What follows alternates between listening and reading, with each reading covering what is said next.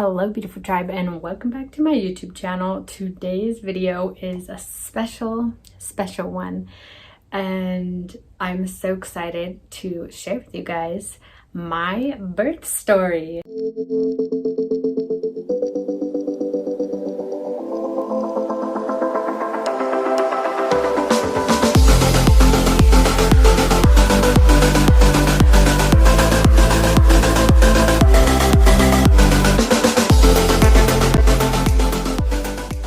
Hello beautiful tribe, and welcome back to my YouTube channel. Today's video is a special one, and I'm so excited to share with you guys my birth story. So this is the first time I'm actually recording it. I wrote it out right after I had given birth, but I was still integrating so much because this experience was like a whole new level of spiritual awakening for me.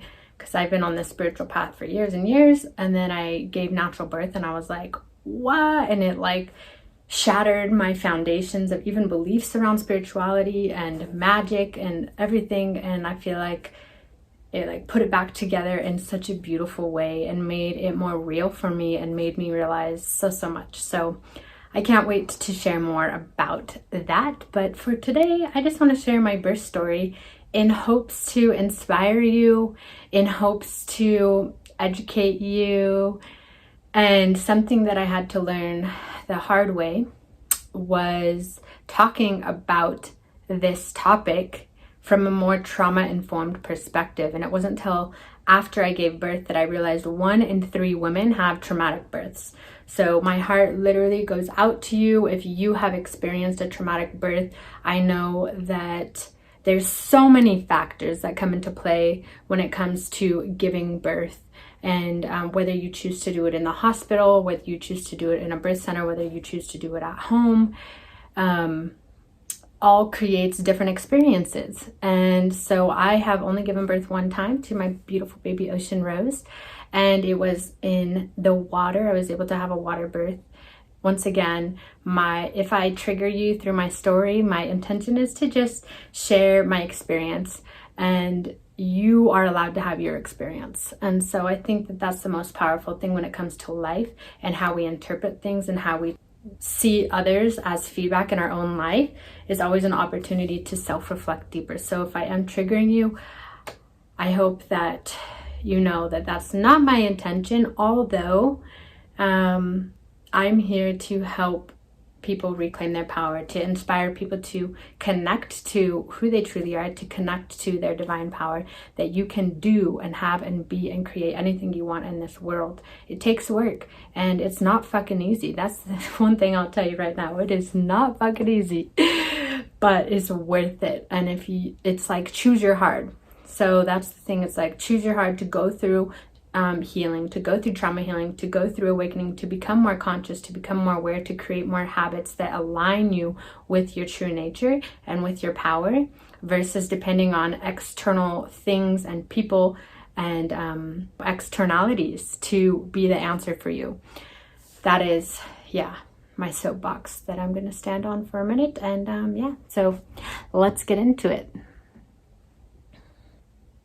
I'm just taking a breath for a second because I'll probably get emotional at some point, because this was literally the best day of my life. And I'm excited to talk about pregnancy and leading up to the birth, and that's a whole topic for some other videos. But today I just want to talk about going into labor. So I was working, doing trainings, and just upkeeping pretty much all the habits and things that I was doing before. Besides, on my off time, I was just resting more through my pregnancy.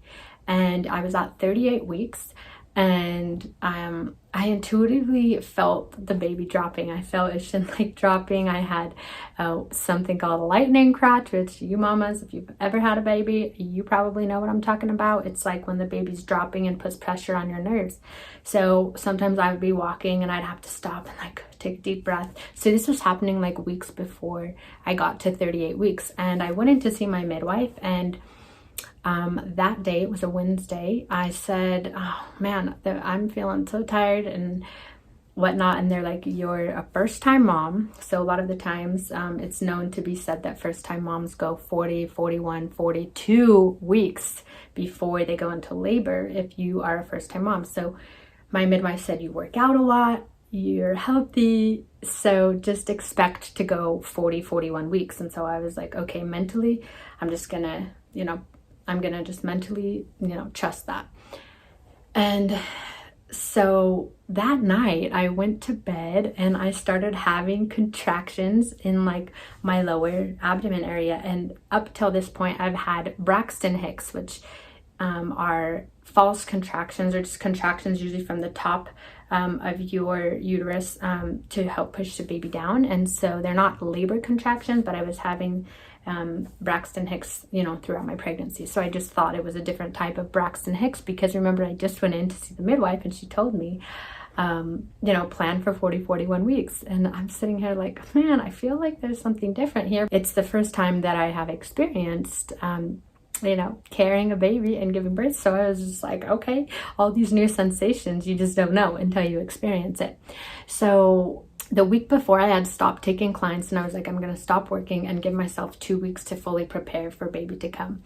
So that Monday, Tuesday, Wednesday, I took off, and then I was like feeling good. And after talking to my midwife, and she said that I should plan for 41 weeks, I'm like, I think I can work. I'll take a student, which is way less physically draining than taking a beauty client. So Wednesday night, I go to my midwife. That night I start having contractions. Didn't know that they were contractions, but they woke me up like 7 or 8 times throughout the night.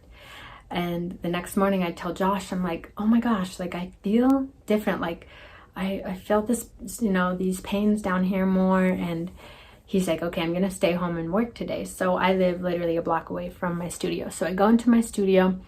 I'm literally having to stop teaching to breathe through contractions. And I'm looking at her and she's like, Shell, I think you're closer than you realize. And I'm thinking to myself, no, my midwife told me 41 weeks, which is so funny because an expected due date is just an expected due date. Because when you think of nature, side note, when you think of nature, like a flower blossoms in the time that it is supposed to blossom. So, nature and a flower blooming isn't on a time clock. So I think sometimes it's silly when we think, oh, the baby's ready. It's 37, 38 weeks. Let's induce the baby. And then it's like, maybe the baby's not ready to come, or maybe the baby will have complications, or maybe you'll have complications. And so that was my mindset personally, that I saw this experience through. So everyone would say, when's your due date, or the baby's going to be coming. And I'm like, she's going to come when she's ready. She's going to come when she's ready. I'm not going to get induced. I'm having the baby at a birth center. And so it's not a hospital. So I'm just going to, flow, and I trust my body, and I trust her, and I trust my connection with her to bring her into the world. So I'm breathing through these contractions though, and my student was like, Shelly, she's a mom too. She's like, I'm kind of feeling like you're in labor. And I'm like, no. So then I get done teaching her and I come home and I'm like, babe, I'm so tired, but I'm like a different kind of tired. So we went and laid on the grass, and of course, it's so funny. I think back and my intuition was trying to speak through to me, but I was not listening. I was supposed to have a student the next day. So I said, okay, Josh, I have to go prepare for this next student. I'm going to run to the store real quick. And I'm at the store walking through the aisles, and I'm having to stop and breathe. So I was like, this is different. This is interesting. This is intense. So I'm going to start timing these contractions. And I literally screenshotted this because I knew that I was going to show my midwife, and now I can tell the story. I was timing my contractions. It's like 9 minutes, 10 minutes, 8 minutes, 10 minutes, 12 minutes. So around like anywhere from like 8 to 12 minutes, I was contracting, and my contractions were lasting for like 50 seconds to a minute. And so I'm like, this is pretty consistent here. So I came home, I tell Josh, I'm like, I think I'm in labor. I text my midwife, I said, I think I'm in labor. And she's like, yeah, the baby's probably dropping. So you're going to be experiencing, Braxton Hicks and different things like that. So probably just, you know, take a rest, but you're probably not in labor. And she asked if I had any other signs, and I said no. So I'm like, okay. And then all of a sudden, like an hour later, they get more intense. I'm having to lay down. Then I go to the bathroom, and then there's blood. And then I screamed to Josh. I'm like, we're gonna have a baby. And he was in the kitchen, and he was like, okay, calm down. Like, I mean, I don't even remember if he said calm down, but I'm sure that's what he was feeling, because I was just like so excited. I was like, we're gonna have this baby, and I kept thinking I was in labor, and my midwife was like, you're probably not. So then I texted her, and she's like, oh, it sounds like, you know, sounds like you could be in labor. So we looked for some more signs. I had to wait for one of my midwives to meet me at the birth center, and she is the junior midwife, I would call her that. I don't know if that's her title, but she's the younger midwife, and they had helped a mother give birth the day before, so they were both up all night. So one of them slept while one of them tended to me. She met me at the birth center, and then she checked me. I was only dilated to a 1 centimeter, so I had been contracting all day, but I guess they were primordial, if that's what it's called, labor contractions. So she said, you know, you can either go back home or you can stay the night here. And I was like, I do not want to continue moving through contractions in the car, so I'm staying right here. So we just bundled up, and Josh laid next to me all night, and like every 5 minutes contracting, you know, I focused on my breathing, every exhalation, just squeezed his hand and just knew that this was like the process. And so I hadn't really slept very good up until this point. And that was actually one of the concerns my midwife had, because one of the #1 reasons why mothers transfer to the hospital is because of exhaustion. So I was so grateful that I was able to like pull from every power source possible in my body, from ethereals, from source. I literally was just like so grateful that I didn't transfer. And we went through the night, and baby Ocean still wasn't here. Fast forward to morning, my sisters are texting Josh. I had a birth plan, and I had a plan to have a few of my sisters come and support and hold space during my birth, which was just so sacred to me, and I'm so grateful that they were able to show up and support. And so about 7 o'clock, before my sisters came, my elder midwife came in, and her name is Melisa. And this was like a huge turning point for me, because I had been contracting and I was exhausted. I had thrown up, and I had just been breathing through every contraction for hours, from like 5 p.m. on Thursday till it's Friday morning about 7 a.m. And I'm just trusting in the process. And one of the books that I had read told me that with natural birth, it's a book by Ina May. I'll put it up here. Some mothers would go 48 hours with, you know, being in labor until they gave birth. And so that was like kind of like where my mindset was. I was like, okay, 48 hours, like I can do this. And not that I was looking at the clock, but it's just gave me a place in my mind to know that like I'm just gonna go through it as long as I need to, unless any, you know, major concerns came up. I was gonna trust in the process, and I was gonna trust in my body. And I just focused on the exhale. And we tried so many different positions. I got in the shower, I got in the bathtub, I tried all these different positions, and I was so supported by my midwives and by Josh and my sisters. And Josh literally was the daddy doula. He literally was right there next to me, holding my hand the whole time. And it was just one of the most sacred experiences of my life. So something I want to talk about, though, that was super transformational for me was at 7 a.m. I was super tired, and I just remember kind of hitting a wall. I feel like I was so focused and trying to control my breath, and just so focused like in my masculine energy of just like, I'm doing this, that when my midwife came in and she kneeled down on the next to me, I was in the bath, and she looked at me and she's like, how you doing? And I literally am crying right now, because I started crying. I was like, oh my gosh. And I just let myself like drop into my heart space, and I let myself just cry on her knee. And it was such a nurturing moment for me, because I feel like a lot of my life, as far as like mothering nature, I haven't experienced a lot of that. So it was very healing for me to have Melisa as my midwife, because she just held such a mothering, like literally the cosmic mother nature, like that. She's like the embodiment of that, of like Mother Mary or something. And it really helped me break through and progress. So a few hours later I progressed to an 8, and then we found out, as Ocean was like kept contracting down and pushing down, my water sac never broke. I had such a thick water sac, probably from my diet and like working out my whole pregnancy or something. And I was like, I'm gonna let my body do what it's meant to do. I had seen babies birth, I think it's called NCAL, or birth in the sac, and that's actually a sign of good luck. So I was like, if she's coming that way, she's coming that way. And my sisters showed up, and they were so helpful. They held my hand, they helped me. They would say affirmations with my affirmation cards that I wrote, and put music on, and just, you know, capture the moments. I have so many pictures and videos that literally are my most prized possession.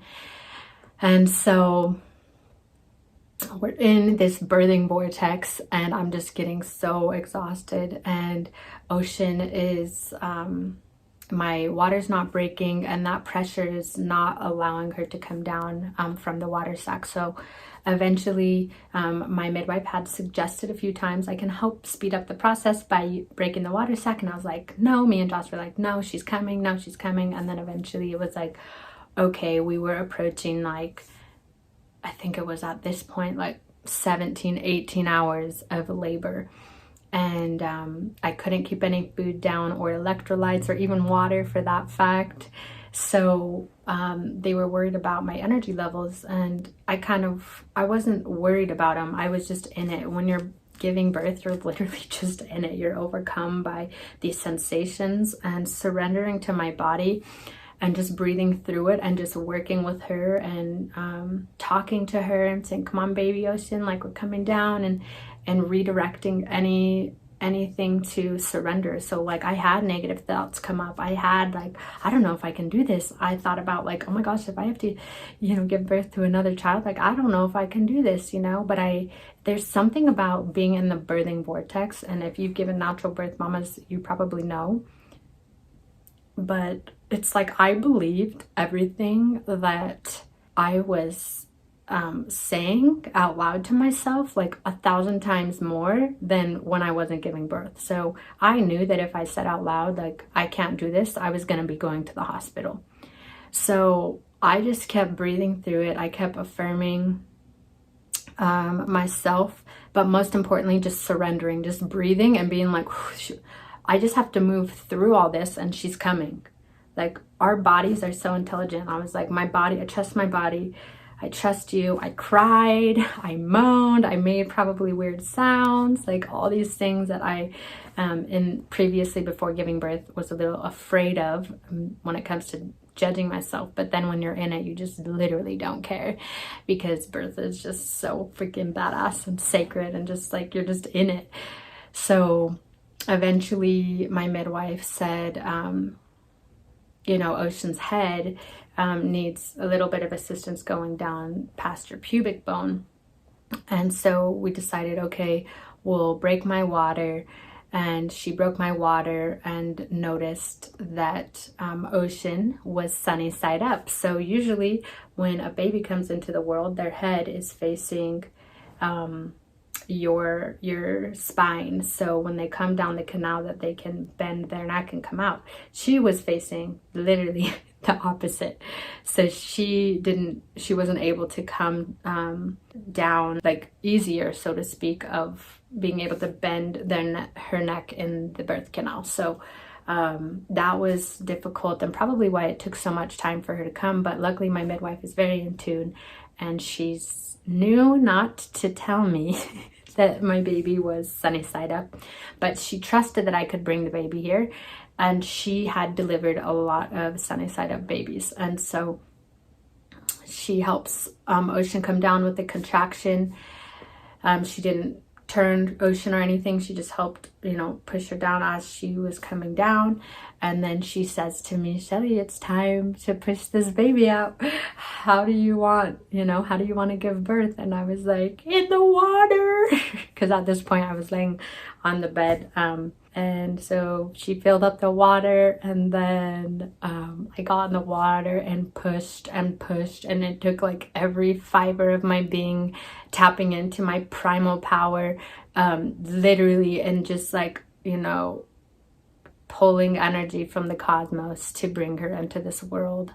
There was one point where I literally left my body. It was like I was pushing so hard, and then I came back into my body and I opened my eyes and I was like, holy shit, I'm giving birth. It was like the weirdest thing. I can't really explain it, but it was so cool because I honestly just feel like I was so supported by my guides, by Source, and by surrendering to that support. And there was a certain point I remember looking over to my midwives and I'm like, I need help, I need help. And they were just like, you got this. And they believed in me, and everyone was cheering for me, and everyone was like, you got this. And it just was so cool. So then I pushed Ocean out, and my midwife helped her and put her on my chest, and I looked at her and I'm like, oh my gosh, like, what the heck, who are you? It's like on a soul level I've connected with her, but you don't know what your baby's gonna look like. So she comes out and I'm literally just like kind of in shock and like so tired, because at this point I was in labor for 20 hours. Oh man, it was the hardest thing I've ever done, but I loved it, every second of it. And me and Josh were able to go directly skin to skin. Side note, Josh literally not just held my hand, he got in the shower with me, he got in the water with me, anything that I needed, any support, he was there. Like, he didn't sleep or eat or anything, he was just there, and I'm so grateful. He was like my brought so much strength and held so much space for me to just experience it all and not feel judgment, and to just completely be embraced and supported, along with my sisters and my midwives. So that was truly just fucking so sacred and just changed my life forever. I just remember the next days and weeks after being on this complete high, just looking at him and just being so grateful, so grateful, so grateful. So she comes, Ocean came up on our chest, and then I was able to have delayed cord clamping, but my cord was like really short, so it was kind of hard to hold her up and like get her onto my nipple for breastfeeding. So I decided to have Josh cut the cord, and then I birthed my placenta, and then I got out of the water, and then we just bonded with Ocean, and I was just able to after we cut the cord, Josh took Ocean, and we didn't have to worry about like her being taken away from us or anything, and we were just in like this pure like birth bliss, and my midwives and my sisters were just there, and it was just like I was like deer in the headlights kind of, because I was like, can't believe I just did that. Like, I did that, what the hell? Like, so cool. And yeah, there's so many lessons that came after that on reflecting back. And I remember my midwife had called me the next day, and she was like, you have some bragging rights, you know that? Like, you didn't sleep, you didn't keep any food down, you were in labor for so long, your baby was sunny side up, and you pushed her out. And I was like, I had no idea. I was just trying to get her here, and I knew that I committed to getting her here naturally. And I know that not everybody has that experience, and they try to, and my heart goes out to you if you have wanted to have a different birth than you experienced. I truly cannot imagine going through a traumatic birth or having to compromise what it is that I wanted. But yeah, that is my birth story, and I have so many lessons and nuggets, and the integration part, which literally has been months and months and months after giving birth, that I've had so many realizations, and life has come more into focus for me, not just spiritually, but with my power and who I am as a person and what we're capable of. And I cannot wait to share it. So I hope that this inspires you, and I know that I went through this as like, you know, looking back as like an initiation. So I plan to become a certified birth doula, so stay tuned for that, and bring you more content around natural birth, around connecting to your power and trusting your body and knowing that you have everything that you need in your life to bring these babies into the world. I also want to talk about birthing rights and newborn procedures after the baby's here, because there's, I think, a lot of education that could be put out there and already is out there. You just have to be resourceful. So being informed consent is really what I'm about when it comes to anything health related. So I would love to help be a resource for you. So if you were inspired by this, I hope that was the case. I would love to hear your birth story. If you were able to have the birth that you desire, it doesn't just have to be natural. I know many friends that have had amazing birth stories that were in the hospital or with an epidural too, and or a medicated birth. That's beautiful. If you experienced what you desired, that is what I hope for you. And if not, my heart goes out to you. I'm here to hold space, and you can heal. You can heal from that. You can open yourself up and learn from anything that you've been through. So baby's awake, I gotta go, but I love you guys. Thank you for listening. Thank you for being here. Thank you for letting me share. And I would love to now share a few photos and whatnot from my birth, and I'll talk to you guys next week.